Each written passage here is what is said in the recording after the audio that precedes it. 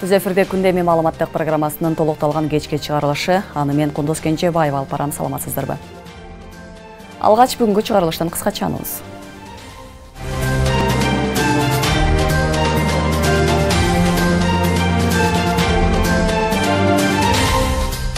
Спорт мектептеринен атактуу криминалдар эмес, мамлекеттен тулсун дүйнөгө тааныткан спорт чеберлери чыгышы керек.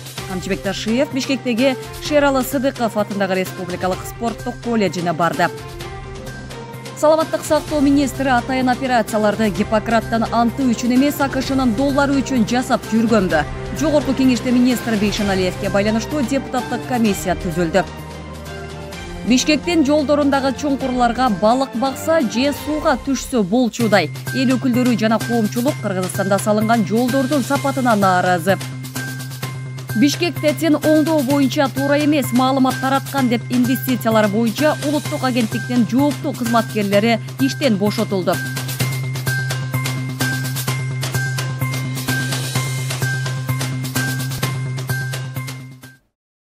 Москвада Кыргызстандык жаран терроризмде ачык актоого айыпталып жатат. Москвада Крокус Сити Холл концерттик залында болгон теракт жөнүндө сүйлөшкөнү үчүн Кыргызстандын жараны кармалды. Маалыматты Тышкы иштер министрлиги тастыктады. Билдирмеге караганда мекендешибизге Россиянын кылмыш жаза кодексинин 205-беренеси терроризмде ачык актоо боюнча кылмыш иши козголгон. Кыргызстандын элчилиги иштин жүрүшү тууралуу толук маалымат алуу үчүн Россиянын тергөө органдарына суроолорду жөнөткөнү белгиленди. Ошондой эле зарыл болгон учурда консулдук укуктук жардам көрсөтүлөрү айтылды. Бул маселе Тышкы иштер министрлигинин жана элчиликтин көзөмөлүндө турат. Алымкадыр Бейшеналиевдин ишин текшерүү үчүн депутаттык комиссия түзүлдү. Бүгүн жогорку кеңештин жыйынында депутат Жусупбек Коргонбай уулу президентке УКМКнын төрагасына кайрылуу жасап, саламаттык сактоо министри кылмыштуу топтун мүчөлөрүн, соттолгон адамдарды кызматка дайындап жатканын жетиштүү далилдери бар экенин билдирди. Ал коррупциялык схема түзүп, министр кезинде ондогон мүлккө ээ болуп, мыйзамсыз байыганын айтып чыкты. Бүгүн жогорку кеңештин жыйынында депутат Жусупбек Коргонбай уулу саламаттык сактоо министри Алымкадыр Бейшеналиевди коррупцияга айыптап, бир катар фактылары бар экенин билдирди. Ошондой эле анын айланасында кылмыш дүйнөсүнө тиешеси бар адамдар иштеп жатканын айтып, коргоо органдарын текшерүү жүргүзүүгө чакырды. Депутат аны коррупцияны схемалаштырып койгон деп айыптап, ага тийиштүү байлыктарын ачыктады.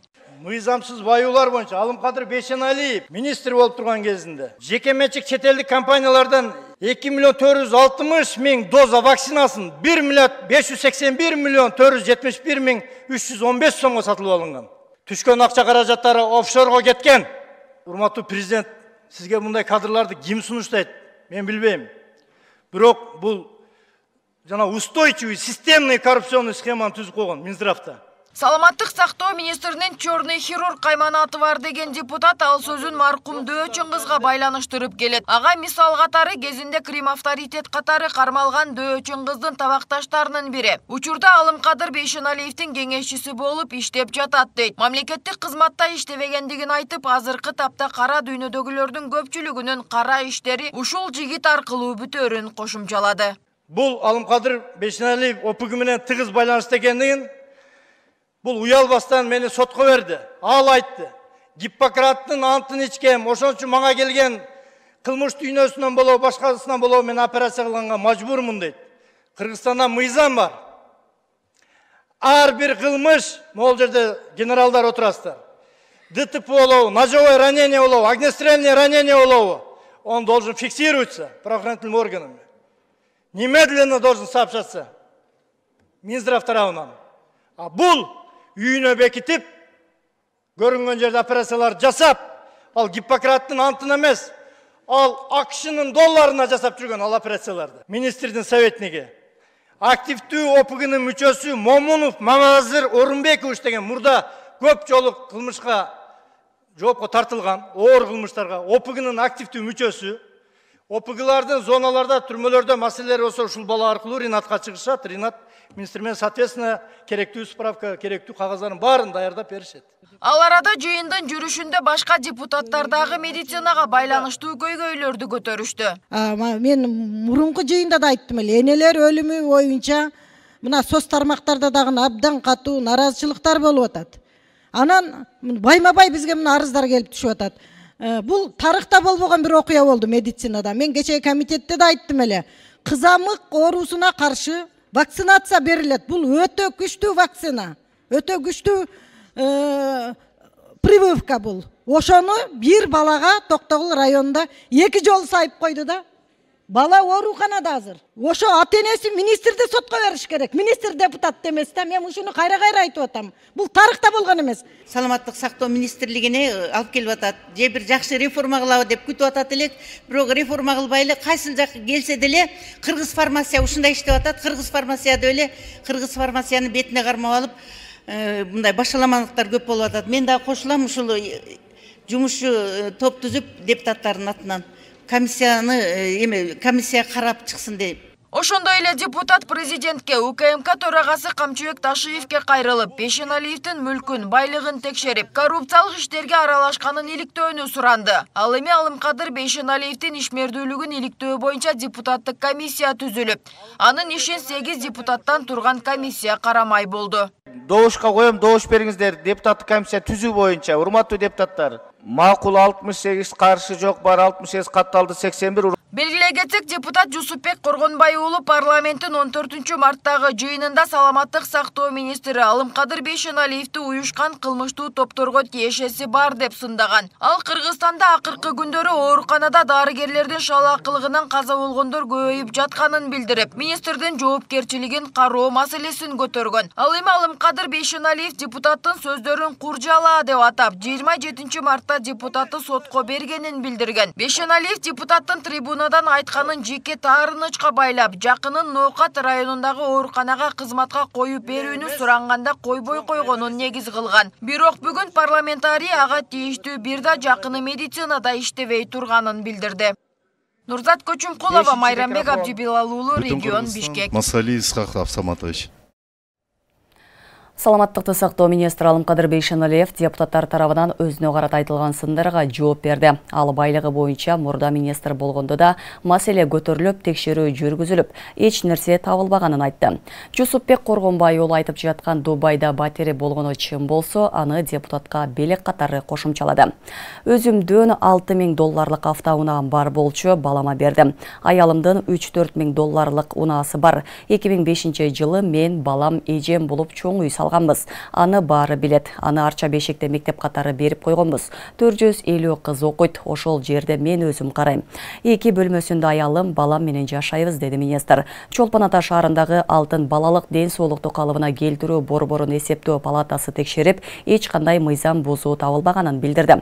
Сотко бердим, ошол жактан жолугушабыз. Бүгүн айткандарын дагы кошом. Сотто депутат айткандарын далилдеп берсин. Баарын четке кагам, деди. Бейшеналиев акча талап кылганы айтылганы башка дарыгерлерде. Тагыраагы 5 башкы дарыгер депутат Жусупбек Коргонбай уулун сотко беребиз деп жатышканын кошумчалады. Бишкек ТЭЦ-ин оңдоо боюнча туура эмес маалымат тараткан деп инвестициялары боюнча улуттук агенттиктен жооптуу кызматкери иштен бошотулду. Бул тууралуу президенттин маалымат катчысы Аскат Алагөзов соц баракчасы аркылуу билдирди. Анын айтымында Бишкек ТЭЦ ири суммадагы каражатка оңдоодон өтөт деген маалымат чындыкка дал келбейт. Буга чейин бир катар маалымат каражаттарында ТБЯ Бишкек ТЭЦ-инин 2 блогун оңдоого $1 миллиард 140 миллион салат деген маалымат тарап, кийинчерээк энергетика министрлиги тарабынан жокко чыгарылган. Анык эмес маалыматтын таркатылышына инвестициялар боюнча улуттук агенттиктин жооптуу кызматкери жол берген. Бул катасы үчүн ал бүгүн кызматынан бошотулду деп жазган кабарда. Алагөзов бул маалымат кандай максатта тараганы, аны коомчулукту дүрбөтүүнү көздөгөндөр менен байланышы болбогону териштирилип жатканы кошумчаланган. Улуттук инвестиция агенттиги Кыргызстан-Кытай бизнес форумунун жыйынтыгында $1 миллиард 151 миллион келишим түзүлгөнүн жана меморандумга кол коюлганын жарыялаган. Бирок долбоордун суммасы көрсөтүлгөн эмес болчу. Министрлер кабинетинен төрагасынын орун басары УКМК төрагасы Камчыбек Ташиев бүгүн Борбор калаадагы жалгыз спорт колледжине барды. Алгач колледждин абалы менен таанышып, кийин окуучулар жана эмгек жамааты менен жолугушту. Анда төрага Ташиев сөз сүйлөп, окуучулардын келечегине токтолуп, аларга дем берип, улуттун ар намысын көтөрүүчү жаштарга коом ишеним артаарын баса белгиледи. Аны менен катар колледждин окутуучуларына жана тарбиялануучуларына керектүү шарттарды түзүп берүүнү убадалаган.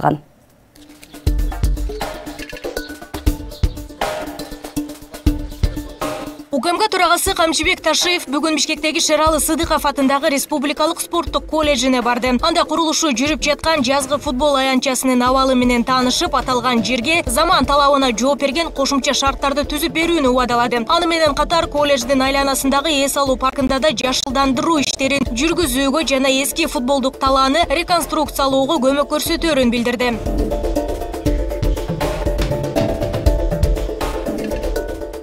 Спонсорлар табайды. Ушу бул жерде ограждение, трибуна, подтрибунный помещение, так? Анан өтө чоң кылып жүрбөгүлө. Бул жерде өзүндө мына чакан гана кылып. Ушу коштуп жасайт. Андан соң аталган колледждин окуучулары жана эмгек жамааты менен жолугушту. Төрага Ташиев жаш спортчуларга дем берип, жеткинчектерди мекенде сүйүүгө, спорт тармагында көптөгөн ийгиликтерди жаратуу үчүн тынымсыз аракет кылууга чакырды. Мен бир аз токтоло кетейин тарыхка. Ушул мектептен көптөгөн биздин олимпиаданын катышуучулары, көптөгөн дүйнөлүк чемпионаттарга катышкан, алардын дүйнөлүк чемпионаттын призерлору, Азия чемпионаттарынын призерлору, көптөгөн чоң эл аралык мелдештердин жеңүүчүлөрү чыккан эң тарыхка бай Кыргызстаныбыздагы спортсмендерди чыгарган эң негизги мектеп экендигин эсиңизден чыгарбаңыздар. Силерге чейинки муундун окуучулары ушул жерде, силерге окшогон эле жаш балдар окуучулар мамлекетибиздин туусун, мамлекетибиздин ар намысын сактап келип жүрүштү. Эми мына ошол эстафета силердин колуңарга өттү. Спорттук мектептерден атактуу криминалдар эмес, мамлекеттин туусун дүйнөгө тааныткан спорт чеберлери чыгышы керек. Мындан ары криминалдык топторго жол берилбей, мамлекет жаш спортчуларга көңүл бурууда. Ошондой эле президент Садыр Жапаровдун тапшырмасынын негизинде учурда спорт тармагына өзгөчө көңүл бурулуп, спортчулардын машыгуусуна тийиштүү шарттар түзүлүп жатканы айтылды. Аны менен катар Камчыбек Ташиев колледж кызматкерлерине мамлекеттик ипотека аркылуу үй алууга жардам берээрин да билдирди. Мектеп мындан ары эч качан бирөөлөрдөн суранып, же болбосо кайсыл бир криминалдык топтордон суранып отурбайт. Эмне үчүн мындай болуп атат? Себеби ушуга чейин, урматтуу угандар, ушул жерден эле бүткөн биздин күчтүү балдарыбыз кылаарга иши жок, же болбосо спорттук жанагыдай мелдештеринде жакшы ийгиликке жетишпейт. Бирок ошол эле мезгилде күчү көп балдар ушул жерде бүткөн спортсмендерди чогултуп алып эле жанагыдай жаман топторго айланып кетишкен. Муну ачык айтышыбыз керек, жана мындан ары мындай болбошуна биз бардыгыбыз ушуга көзөмөлдү кылышыбыз керек. Айрыкча биздин урматтуу окутуучуларыбыз, ага эжекелерибиз ушуга көңүл буруш керек. Эгерде кайсыл бир деңгээлде ошондой биздин окуучулар чыгып аткан болсо, түздөн түз бизге кайрылууга сиздер биринчиден укуктуусуңар, экинчиден милдеттүүсүздөр. Ал эми колледждин жамааты учурда машыгуу залына окуучулар батпай жаткандыгына байланыштуу кошумча спорт комплексин куруп берүүнү суранышты. Анын негизинде Ташиев колледжге кошумча грек-рим, эркин күрөш жана кыз келиндер күрөшү боюнча машыгуу залындагы куруп берүүнү убадалады. Грек-римский залыбызга ишенген, бир-бирин балдар чабуулда травма көп болот. Элерди сайылган ишенген зал. Ушу спорт комплекс, тренировочный спорт комплекс, грек-римский бойня, үчтен болуп бизге салып берсеңер, аябай жакшы болмок, ошо чоң суранышты. Мен ойлойм, алдыда өзүбүз максатын баарыбыз жаштартабыз, өзүбүз жергенди олимпиада, дүйнө чемпионатында чоң аракет кылабыз.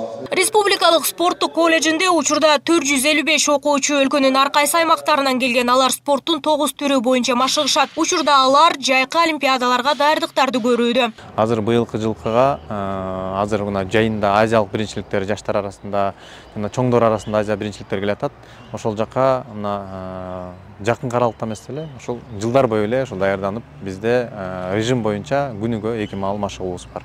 Азыркы учурда мынакей кошуна мамлекеттер менен да меморандум түзүлүп, мына 1-2 күнүн ичинде ошол Ташкентке жана Самаркандка окуучуларыбыз, биз 100гө жакын окуучубуз окуу машыгуу сборлоруна кетип атышат. Белгилей кетсек, аталган колледж 1971-жылы балдар үйүнүн базасында Крупская атындагы спорт адистиги боюнча республикалык жалпы билим берүүчү спорт интернаты болуп негизделген. Аталган олимпиадага чейин даярдоочу республикалык спорттук колледжинен Кыргызстандын ийгиликтүү спортчулары Канат Бегалиев, Руслан Түмөнбаев, Данияр Кобонов, Арсен Иралиев, Акжол Махмудов, Эрназар Ахматталиев, Айсулу Тыныбекова, Айпери Медет кызы тарбияланып чыккан. Нурзада Сыдыкова, Майрамбек Абзибилал уулу, регион, Бишкек. Сексуалдык мүнөздөгү аракеттерге мажбурлоо фактысы боюнча чет өлкөлүк жараны кармалды. Бишкек шаарынын аймагынан 2000-жылы туулган Египеттен жараны борбордо жаш кыздар менен таанышып, андан соң чогуу эс алууга чакырып, болуп жаткан бардык процесстерди жашыруун түрдө аудио видеого жаздырып, аларды интернеттеги социалдык тармактарга жарыялоо аркылуу коркутуу жолу менен акча каражаттарын опузалап талап кылган жана андан ары сексуалдык мүнөздөгү аракеттерге да барган. УКМК тарабынан кылмыш жаза кодексинин 156 беренеси сексуалдык мүнөздөгү аракеттерге мажбурлоо боюнча кылмыш иши козголуп, чет өлкөлүк жаран 2024-жылдын 30-мартында Бишкек шаарынын номер 1-тергөө абагына 2 айга камакка алынды. Учурда аталган чет элдик жарандын мыйзамсыз аракеттеринен жапа чеккен башка адамдарды аныктоого багытталган тиешелүү ыкчам иш-чаралар улантылууда.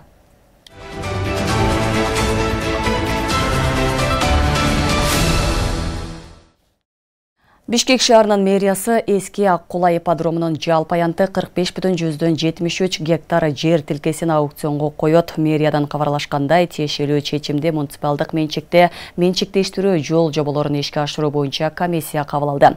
Белгилей кетсек, көз карандысыз эксперттер тарабынан объекттин баштапкы баасы менен белгиленген 8 миллиард 731 миллион 917 миң сом өлчөмүндө баалоо жүргүзүлгөн.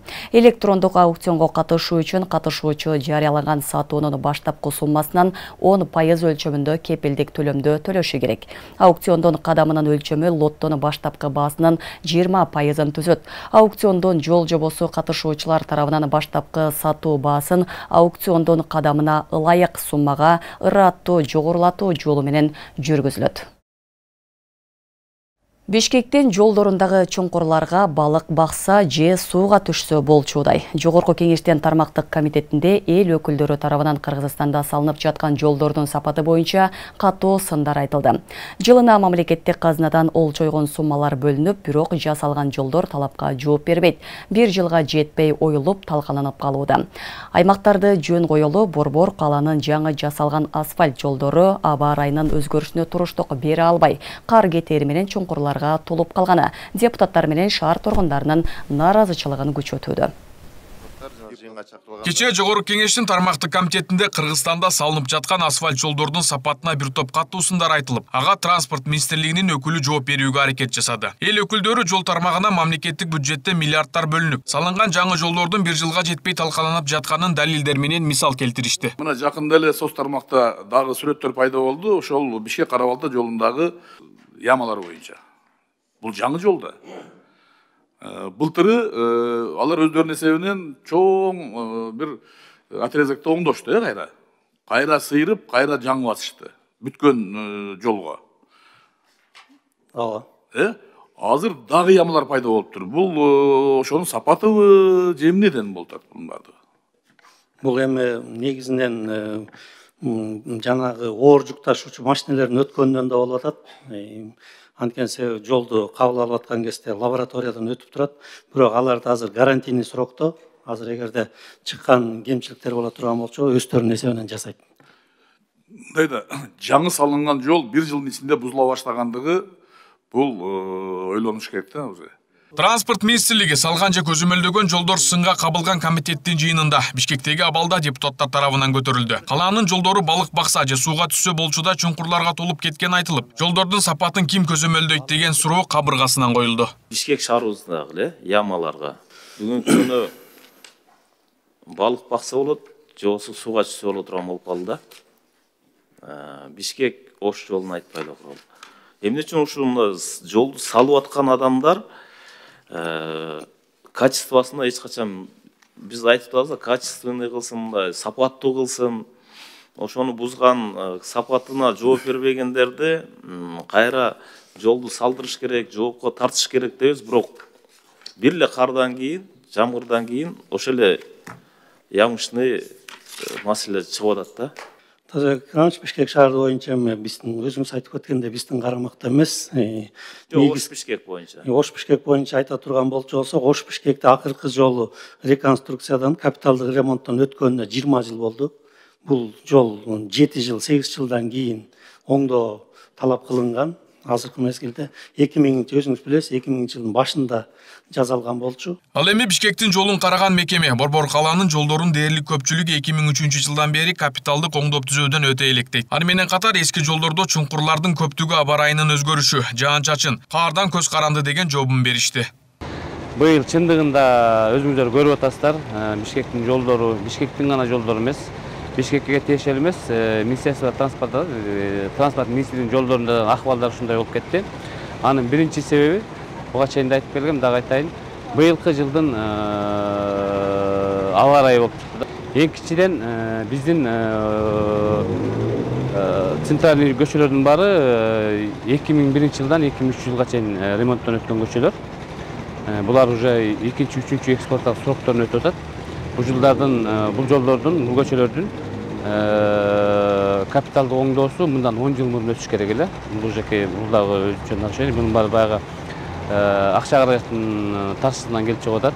Акыркы учурда Кыргызстанда бир топ жаңы жолдор салынып жатканы байкалууда. Аны менен бирге жол салууга мамлекеттик бюджеттен олчойгон суммалар бөлүнгөнү да маалым. Серепчилердин баамында бир жылга жетпей талкаланып жаткан жолдорду көрүп туруп, транспорт министрлиги жолдун сапатына эмес, санына көңүл буруп жаткандай үмүт калтырууда.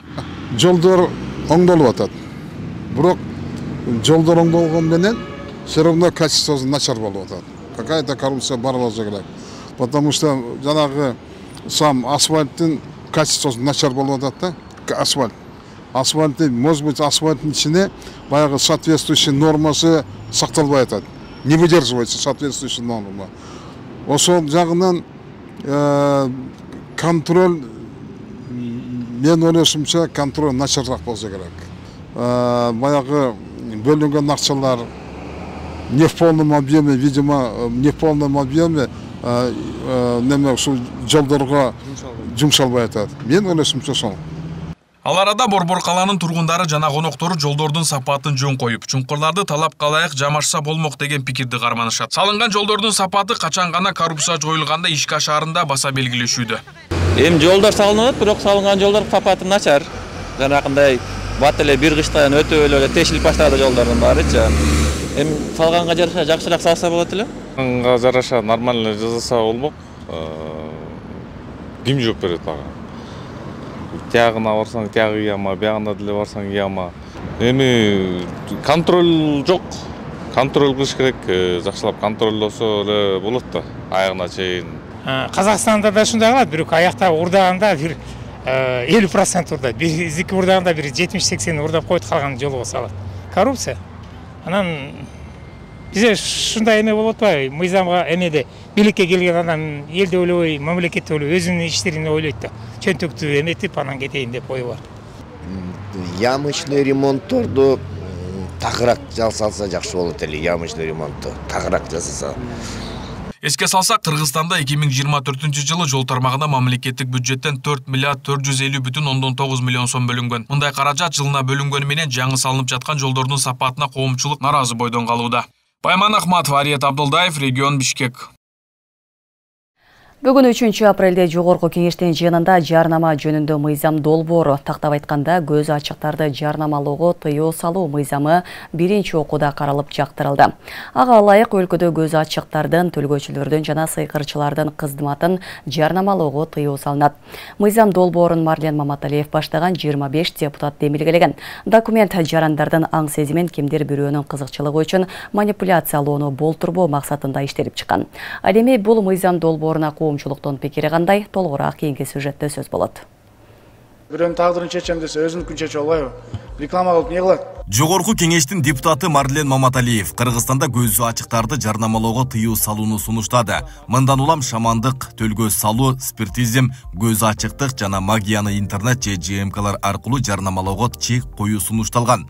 Депутат мыйзам долбоорун алдамчылыкка жол бербөө максатында иштеп чыкканын айтууда. Бүгүнкү күнү өтө көп баягындай шарлатандар элди алдап, ар кандай ушундай рекламалар менен алдап элдин башын айландырып аткан учур. Биз ошол элди алдабасын, элди жаман жолго салбасын, элдин тагдыры менен ойнобосун.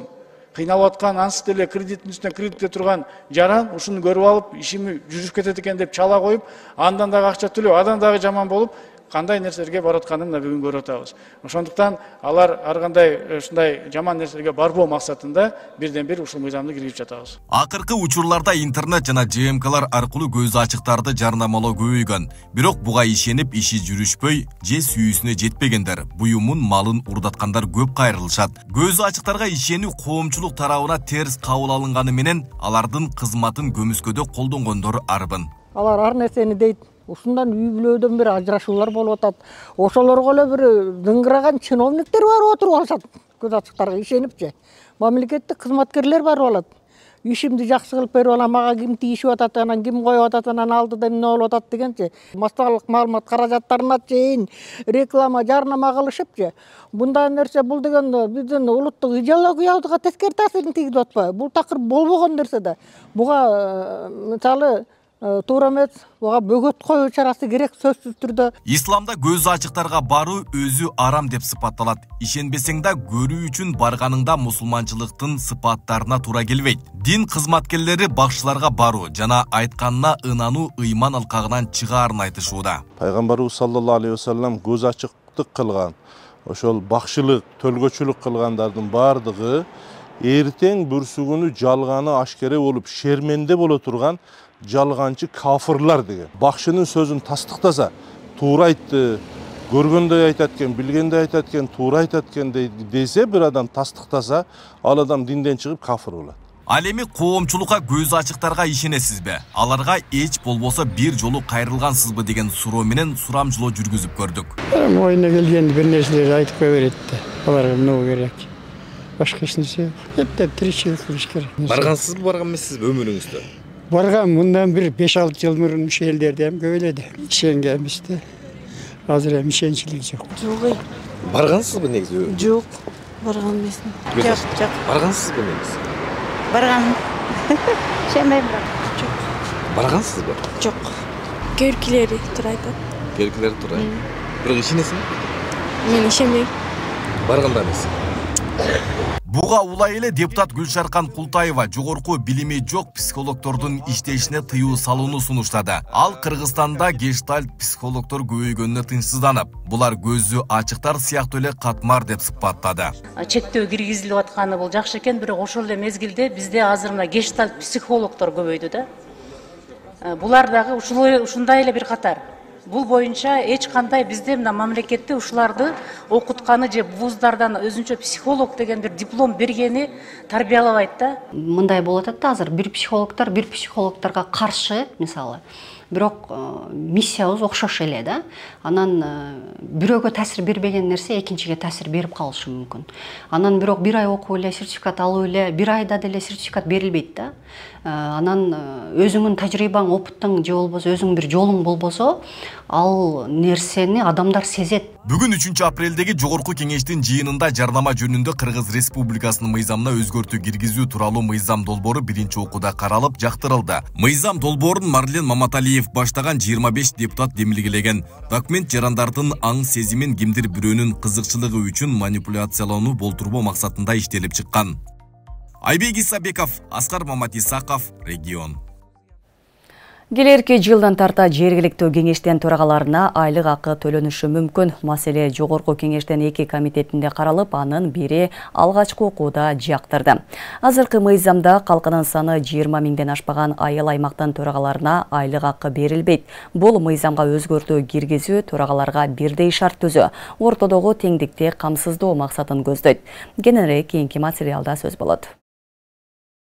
Акыркы 2 күндөн бери жергиликтүү кеңештин төрагаларына айлык акы берүү маселеси комитеттерде каралууда. Мыйзам долбоорун сунуштаган демилгечилердин бири депутат Замирбек Мамасыдыков бул маселе 2 жылдан бери көтөрүлүп келе жатканын, бирок аймактык реформага байланыштуу жылдырылып келгенин белгиледи. Бул жерде теңсиздик, бул жерде Нарын, Талас, Көлдүн, Чүйдүн жергиликтүү кеңеш төрагалары айлык майынага жетпей калат. Себеби 3-4 айыл аймакты бириктиргенде дагы 20 миң калкка жетпей калып атат. Бирок булардын бардыгын ыйгар укуктары бирдей. Азыркы мыйзамга ылайык калкынын саны 20 миңге жетпеген айылдык кеңештин төрагалары айлык акы албайт. Жаңы мыйзам долбоорунда бардык төрагаларга маяна берүү сунушталган. Аны конституциялык мыйзамдар, мамлекеттик түзүлүш, сот укук маселелери жана жогорку кеңештин регламенти боюнча комитети талкуулап биринчи окууда жактырды. Белгилей турган нерсе, коомдук башталгычта иштеп жаткан төрагалар мыйзам аркылуу бардык айылдык кеңештердин төрагаларына бирдей деңгээлде жүктөлгөн жумушту аткарышат. Ушуга байланыштуу айылдык аймактагы тургундардын санына карабастан 2025 жылдын 1 январынан тартып бардык жергиликтүү кеңештердин төрагаларына эмгек акы берилүү сунушталып жатат. Кыргызстанда жалпы 452 айыл аймак болсо, ирилештирүүнүн натыйжасында 235 айыл өкмөт калды. Ал эми Сузак районуна караштуу Көкжаңак шаарында 12 миңден ашык калк жашаганы менен өзүнчө калтырылды. Деген менен бул аймактын статусуна байланыштуу буга чейин шаардык кеңештин төрагасына маяна төлөнчү. Бирок ирилештирүүдөн кийин айлык акы берилбей турганы айтылган. Мага чейинки деле төрагалардын бардыгы зарплата алып келишкен. Себеби биздики областтык маанидеги шаар болгон үчүн алып келишкен. Бизден башка айыл өкмөттөр алчу эмес да. Президенттин 52-нчи жарлыгы боюнча азыркы атерлер жүрүп атпайбы? Ошонун эсебинен биздин калкыбыздын саны 12.700гө байланыштуу зарплата албайбыз да. Айлык төлөнүш үчүн 20 миңден ашык болуш керек экен азыркы мыйзам боюнча. Калкынын санына жана аймагынын статусуна карабай төрагаларга маяна берүү демилгесин серепчилер колдойт. Муну менен жергиликтүү кеңештин башчыларына бирдей мамиле жасаларын жана эмгеги бааланып жоопкерчилиги күчөтүлөрүн билдиришет. 20 миңден кем, 20 миңден жогору деп айтылып атат го. Ошондо дифференцированный подход болуш керек дейм да. Ошондо гана баягы мындай истинага жетебиз да. Мисалы үчүн Жалал Абад шаарында мисалы азыр буквально 200 миңге жакын адам болуп калды бизде. 200 миң менен мына Ташкөмүр шаары мисалы үчүн 50 миңге жетпеген шаар.